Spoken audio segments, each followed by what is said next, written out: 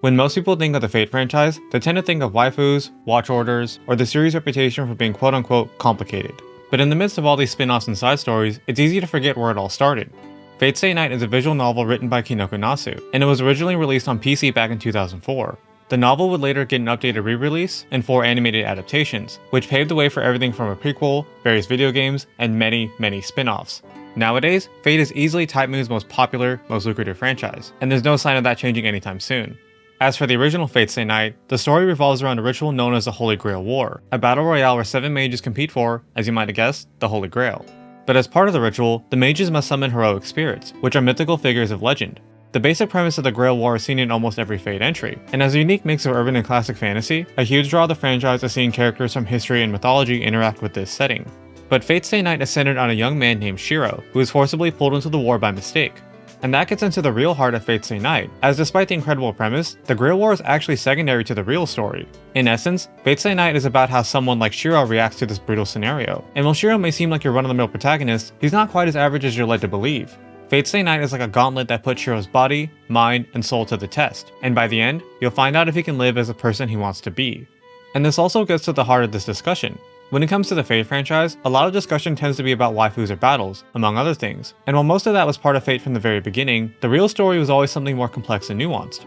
The adaptations have done their best to capture the essence of the original story, but the original work was a lengthy visual novel, which means that no matter what, something was going to be lost in the transition. And even though many fans adore the original novel, visual novels are a niche medium, and to make matters worse, Fatestaynight wasn't easy to get a hold of outside of Japan until very recently. Seriously, I've been a Fate fan for over a decade, and I wouldn't get my hands on any physical Type Moon novels until very recently. And lastly, while the franchise has grown in popularity, that popularity is a bit of a double-edged sword, as Fate has a reputation that precedes itself. The franchise has a crazy amount of spin-offs, adaptations of said spin-offs, insane lore and world building, and more, all of which give this impression that Fate is really complicated and hard to get into. As someone who adores the original novel, it's frustrating to watch, but at the same time, I totally get it, especially when you look at how the odds are stacked against Fatestaynight. I don't blame anyone for looking at the franchise and piecing out, let alone giving the VN a chance. But 2024 is a big year for Fate, as it marks the 20th anniversary of the original novel's release, and the novel's first, official worldwide release at long last. And in celebration of such a milestone, I want to do my part to explain why the original novel is worth your time, and do what I can to dispel any misconceptions about the franchise. For example, I've mentioned that Fate can seem really hard to get into, and when you look at the myriad of spin-offs and adaptations, yeah, it does seem that way. But the easiest way to get into Fate is just to read the visual novel. It's where it all started, and while there's no rule that says an imitation can't surpass the original, no other Fate entry has come close to matching the original VN. A lot of Fate entries fall into the pitfall of copying a formula, but forgetting why that formula worked in the first place. For example, the franchise has a reputation for swapping the genders of famous figures, and while there's nothing wrong with that in theory, it's easy to forget that in the original story, gender bending actually served a role in the narrative, a role that tied directly into the story's themes and ideas. And that's just one example. But before getting ahead of myself, like usual, there's one minor ground rule to cover. From here on out, there won't be any major spoilers addressed.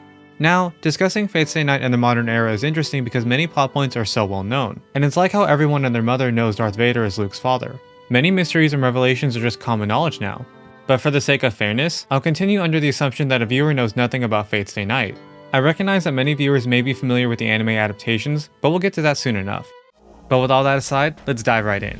I've made my adoration for Fatestaynight very apparent over the years, and to this day, it remains one of my favorite visual novels of all time, if not my absolute favorite. It's a story that simply resonates with me on so many levels, and hopefully, it'll resonate with you as well. So before getting to the visual novel, we gotta address the elephants in the room, Fatestaynight's adaptations. As of right now, Fatestaynight has 4 adaptations in total. First, we have the 2006 anime by Studio Deen, an adaptation that, generally speaking, adapts the first route of the novel, the Fate route. Then, in 2010, Studio Deen adapted the second route, Unlimited Blade Works, as a single film. But in 2014, Ufotable would go on to adapt the same route as a full 2-cour series. And lastly, in 2017, Ufotable would adapt the final route, Heaven's Feel, as a trilogy of films. So technically speaking, Fatestaynight has been adapted completely, but this gets into the next dilemma. Each Stay Night adaptation has its own set of issues, some of which are unique to the adaptation in question, and some of which are more general. Regarding the more specific problems, the 2006 anime begins as a Fate route adaptation, but then tries to add in plot points and story threads from the other 2 routes, which makes for a disjointed, half-baked story.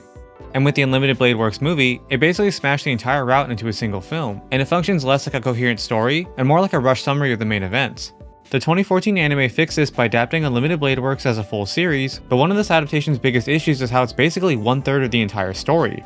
As we'll explore momentarily, the Fate route sets the foundation for the whole novel, especially when it comes to world building and characters, and adapting Blade Works without Fate is like skipping the first part of a trilogy and moving directly to the sequel. Yes, each Stay Night route can work as a standalone story, but without the foundation of the Fate route, the later routes lose a lot of context and emotional weight. Blade Works in particular suffers from this because in some ways, Fate and Blade Works function like two halves of a whole, especially when it comes to characters and themes. Viewers have the option of watching the 2006 anime first, but asking viewers to watch an older anime by a different studio is a hard sell, not to mention the aforementioned issues with said adaptation. And as for the Heaven's Feel trilogy, it's a similar issue to the 2010 Blade Works film. Heaven's Feel is the second longest route in the novel, and even though it was adapted into a film trilogy, there is no way the story could ever be told with 3 films. The story and the films themselves are good, but the trilogy also cuts a lot of content, and the story suffers because of it. But beyond each adaptation's specific issues, the adaptations are also plagued with 2 overarching issues, one of which is common with any book adaptation, and another that's unique to Type Moon. First off, visual novels are still books, and with any book adaptation, it's simply impossible to cram an entire novel into an adaptation.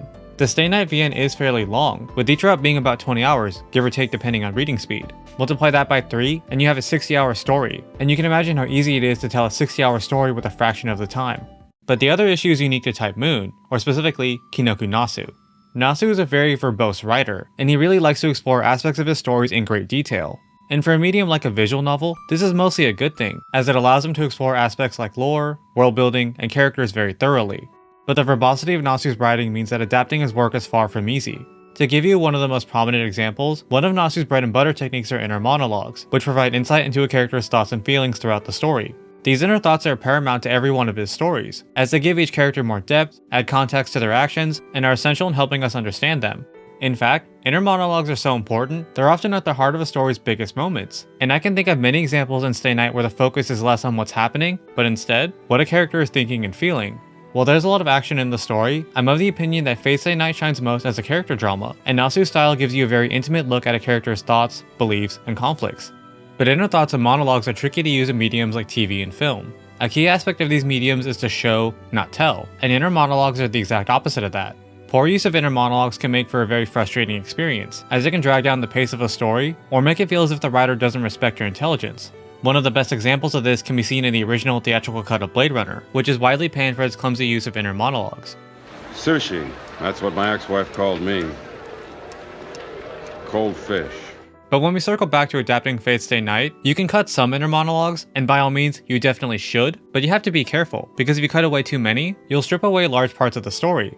And hopefully, now you can see the catch-22 with adapting Nasu's works. Inner monologues and rich details are a cornerstone of his stories, but that cornerstone works against a fundamental rule of other mediums.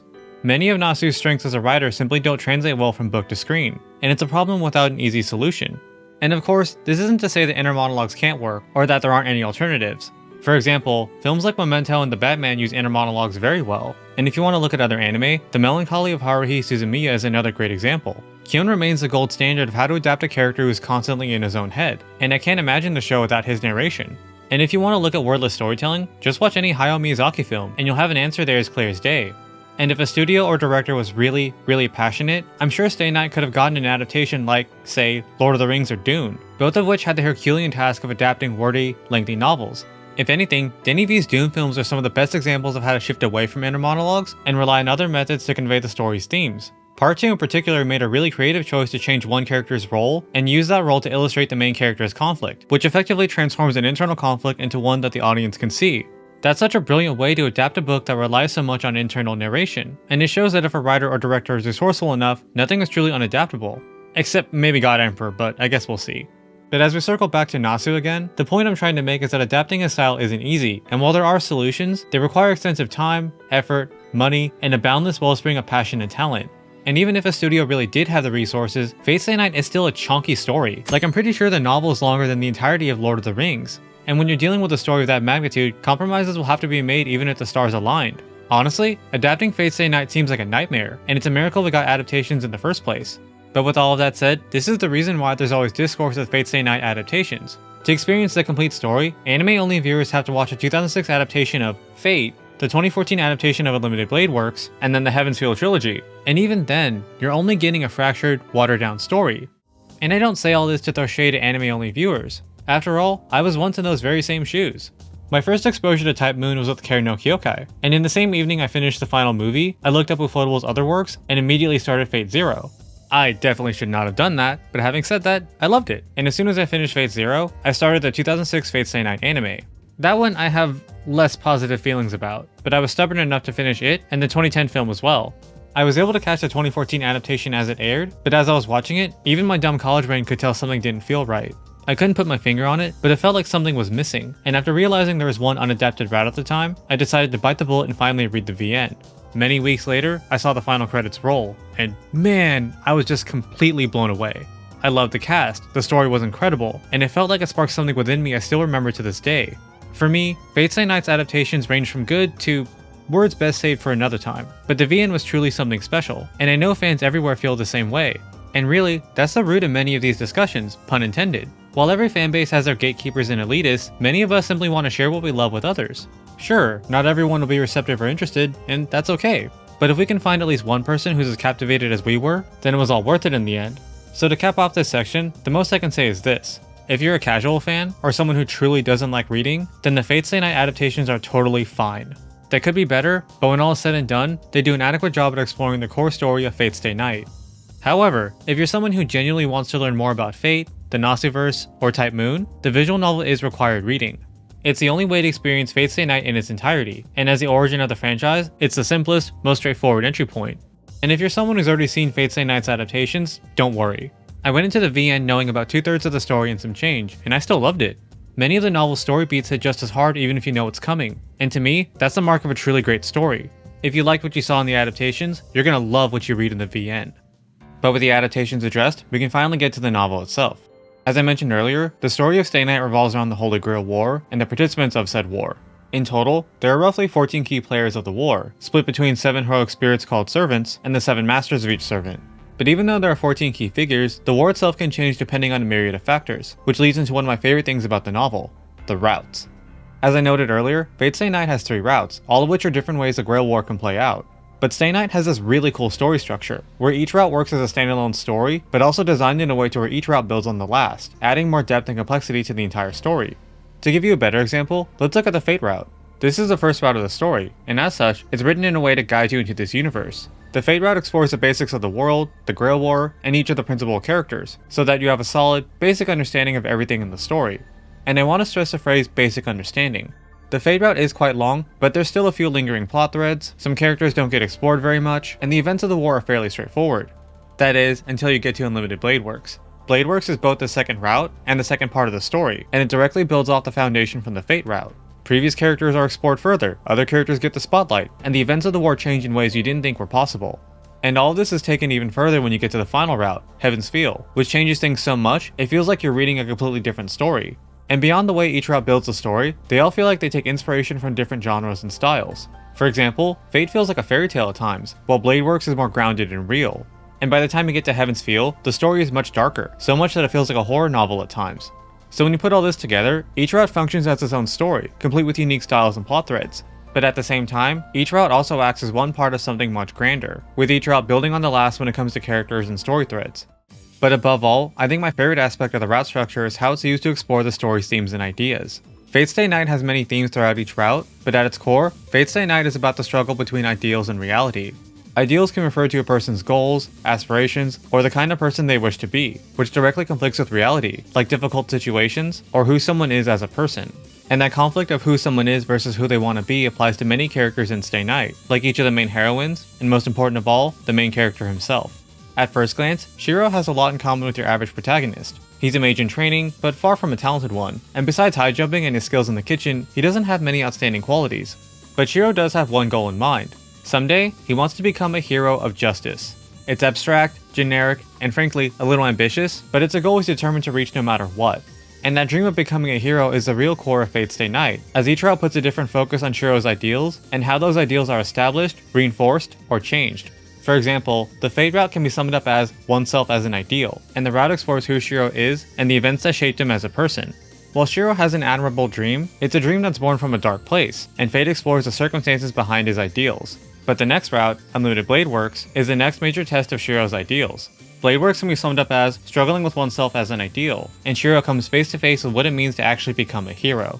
And as for the final route, Heaven's Feel is the ultimate test, where Shiro's ideals are pushed to their very limit. This route can be summed up as the friction with real and ideal, and Shiro is forced to grapple with the reality of his dreams and whether or not it's possible to continue his way of living. Each version of Shiro follows a different path, and what's interesting is that the story has no right answer. Every reader walks away with a different interpretation, and I think every fan has that route that really resonates with them in particular. For example, I find the themes of the Fate route to be the one I feel most drawn to, while Heaven's Feel is a very close second. But all of this is what's at the heart of Fatestaynight. While the Fate franchise is famous for the Grail War and Battle Royale format, the main focus of Stay Night was always on Shiro and how he changes throughout the story. Shiro is the embodiment of the story's themes, and even beyond that, many characters act as a direct parallel to Shiro, which reinforce the story's themes even further. A common pattern in Nasu's writing is that the main character of a story is intrinsically linked to the story's main themes and ideas. Shiki Ryogi represents loss and emptiness, Shiki Tono represents the fragility of life, and Aoko Aozaki represents the imbalance between a mage and a human. Shiro is no different in this regard, and much like how Aoko and the Shikis embody Mihoyo, Tsukihime, and Caren no Kyokai respectively, Shiro EMIYA is Fatestaynight, and he's easily the most important character in the story. And while there's been a lot of focus on Shiro, other characters go through similar struggles. As I mentioned earlier, a common thread across Stay Night is a conflict between who a person wants to be and the kind of person they are, and that conflict is illustrated in different ways for every character. For example, let's look at the main heroine of the Fate route, Saber. Saber's inner conflict can be summed up as a conflict between Saber, the warrior with the mind of steel, and Saber, the hopeful girl with a dream. This inner struggle would go on to define much of her life and beyond, and a key aspect of her story is how she reconciles with that conflict. And many characters in Stay Night either go through a similar conflict or have already been shaped by said conflict. Rin, Sakura, Ilya, and even Kirei are all defined by the struggle between who they are and who they want to be, and one of the best parts of the story is learning about each character's conflicts. And while the conflict between ideals and reality applies to many characters, it's by no means the only conflict. Everyone, master and servant alike, has their own reasons for fighting in this war, and while the story seems like a battle royale, it's more like a clash of different beliefs and ideologies. Motivations aren't always black and white, allegiances change, and because of the nature of the visual novel medium, the story has the freedom to explore these changes in detail. And this gets into what I think is Nasu's greatest strength as a writer. According to an older interview, Nasu grew up reading shoujo manga along with shonen manga, and if you've read any good shoujo manga, you'd understand that it lives and dies by its character writing. And you can feel Nasu's roots in his storytelling, as he's exceptional at writing interesting, multi-layered characters and exploring each layer in great detail. Many characters in the story have their backstories explored or alluded to, which gives insight into their actions throughout the story. And beyond backstories and motivations, many characters are full of personality, which not only adds to their depth, but makes the interactions a treat to watch. Many of my favorite minor scenes are moments like Rin complaining about something, while Shiro adds fuel to the fire just because he can, and I can think of a dozen examples just like this. And the reason all of this matters is because when a character grows or changes, it's something that feels earned and genuine. One of the best examples is the romance in each route, all of which are really well written and feel like the culmination of each character's journey. Every fan has their favorite romance, and while I definitely have a favorite as well, I genuinely love all of them for different reasons.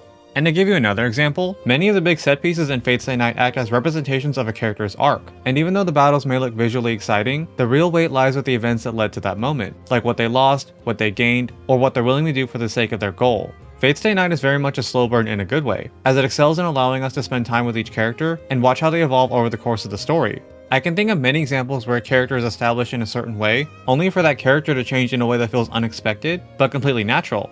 And on a similar note, I can think of many examples where the story spends hours on a character's inner turmoil, only for that conflict to explode in a spectacular way. Fatestaynight can have pulse-pounding action, and at the same time, scenes that are absolutely gut-wrenching, and the only reason it's possible is through Nasu's character writing. Like I said earlier, I do see Fatestaynight as more of a character drama, and almost every aspect of the story, whether it's the action, the romance, or the themes, rely on your investment in these characters. But while the characters and story are the main draw of Fatestaynight, it's worth mentioning everything else the VN has to offer. The original VN was released in 2004, and later re-released in 2007 and 2012, and the visuals still hold up really well. While there's a few oddities here and there, the characters are vibrant and expressive, not to mention the absolutely stunning CGs, all of which do an amazing job at elevating the story. And the real icing on the cake is Fatestaynight's sound, or to be more specific, the voice acting and music. While the writing and visuals often do an amazing job at telling the story, the music always elevates the scene in question, whether it's a cozy slice of life moment, something bittersweet, or adding even more hype to a climactic sequence. And whenever the story reaches those critical moments, every voice actor goes above and beyond, which adds so much more weight to the story. So when you look at the Fatestaynight visual novel, you have a rich story, gorgeous visuals, sublime music, and incredible performances, and I don't think you could ask for anything more. Fatestaynight truly is something special, and one day, I hope you'll be willing to give it a chance. But you know we can't end things right there. Surely you must have seen the title and heard the background music. Earlier, I said that no other Fate entry came close to matching the original, and that mostly holds true, with one exception. In 2005, Fatestaynight received a proper sequel called Fate Hollow Ataraxia, written by Nasu once again. And I don't want to mince words here, because in my opinion, not only is Hollow Ataraxia as good as Stay Night, but in many ways, it's actually even better. As for the story of Hollow Ataraxia, the novel takes place in a sort of fourth route, one that merges elements from all three routes in Stay Night. A few months have passed since the Holy Grail War, and everyone, master and servant alike, are content with simply living their lives. But the tranquility is a little too good to be true, and many characters begin to notice strange happenings in the neighborhood. There's tension in the air, monsters appear at night, and strangest of all, the days seem to be looping on themselves. And as the resident hero of justice, Shiro takes it upon himself to investigate these happenings and get to the bottom of each mystery. But even though that describes the main plot of Hollow Ataraxia, the main plot is only about 30% of the novel. The real draw of this novel is actually the slice of life happenings between the cast, like their interactions or their general day-to-day lives. And if any of that sounds boring, I can assure you it's anything but boring. Earlier, I mentioned how the structure of Stay Night allows each character to shine in different routes, which makes for a cast that feels very well-rounded. But even though the cast of Stay Night is generally well written, there are examples where some characters don't feel as fleshed out as others, like with say, Ryder, Caster, or Sakura. The story of Stay Night doesn't really allow them to express other layers to their personality, and while it doesn't make them poorly written, it does make them feel less complex and interesting compared to other characters. But Hollow Ataraxia solves this problem by showing the entire cast in a new, more normal setting, which lets the novel explore each character in really fun ways. For example, did you know Ryder is actually a huge book nerd and a bike enthusiast? Or, did you know Caster, the prideful, backstabbing witch, doesn't know the first thing about being a housewife? Or, did you know Lancer, the proud, battle-hungry warrior, is content with spending his days fishing? And in addition, there's a lot of recurring jokes in the wider Nasuverse, like how Saber Alter likes junk food, Rin being bad with technology, or the Berserker, and many of them actually come from this novel. And while these shenanigans are fun by themselves, the really fun part is when all the characters get together. There are many scenarios that rely solely on character dynamics, some of which are explored in Stay Night, and others that have never been seen before. There's honestly so many scenes that still make me laugh when I read them, like Caster's cooking lesson, or any of Lancer's fishing scenes, among many more. And all of this matters because it makes each character feel so much more alive. When you remove the premise of the battle royale, what's left is a bunch of endearing weirdos bickering, bantering, and living their lives to the fullest. Hollow Ataraxia explores each character in ways Stay Night never could, and in my opinion, it cements the Stay Night cast as one of the best in the Nasuverse. I walked away from Stay Night liking most of the cast, but after Hollow Ataraxia, I can genuinely say I adore almost everyone, and it single-handedly changed my opinion on characters like Ryder and Sakura. And even though I've been focusing on the existing cast of Stay Night, it should be noted that the new characters are exceptional as well. Hollow Ataraxia introduces 3 characters at the heart of the main story, with the standouts being a new servant named Avenger, and his master, Bizette. And not only do these two have one of the best master and servant relationships in the franchise, but Bizette is easily one of the best characters in the Nasuverse. Seriously, this girl is such a fantastic character, but if you're a casual Fate fan, chances are you have no idea who she is, and that's a travesty. Now, I'm not saying you should read this novel just for Bizette, but I'm not saying it either. I've said before that one of Nasu's greatest strengths lies in his character writing, and that can be seen in the returning characters, and the new ones as well, and it matters because each of his characters are at the core of what Hollow Ataraxia is about. Earlier, I mentioned how the main theme of Fatestaynight can be summed up as ideals and reality, and while that's an apt summary, that theme is in service of a much bigger question. What makes life worth living? Each route in Stay Night answers this question, but Hollow Ataraxia presents one final answer. Life isn't defined by lofty dreams and heroic ambitions, and more often than not, our day-to-day lives are simple, plain, and uneventful. But see, that's the thing. Those simple, small moments with the people you care about, that's what makes life worth living.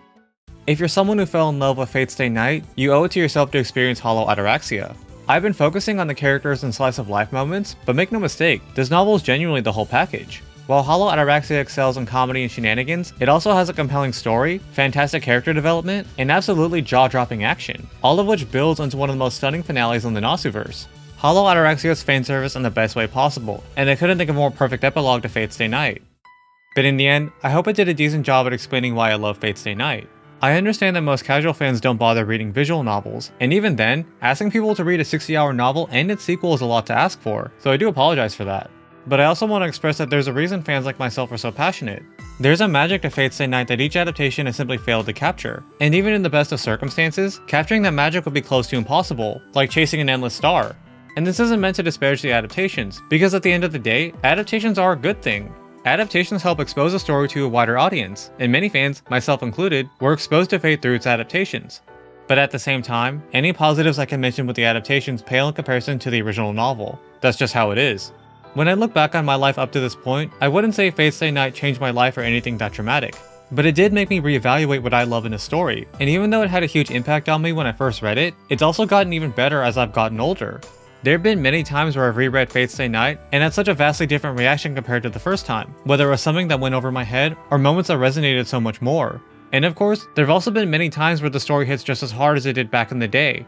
I'm not the kind of person who generally cries during a story, like I can honestly count on one hand the books, movies, and TV that made me shed tears. But I'll be the first to admit that Fatestaynight has made me cry on many occasions, whether it's due to immense sadness, or because of something truly hopeful and beautiful. Now, I won't say Fatestaynight is for everyone, and you'll never catch me saying it's a perfect story, but it's the perfect kind of story for me, and if you're at least a little interested in visual novels, Fate, or the Nasuverse, I encourage you to give it a chance. Fatestaynight is one of many stories I can come back to again and again, and while I can't guarantee you'll feel the same, it's sure to be an experience you won't forget.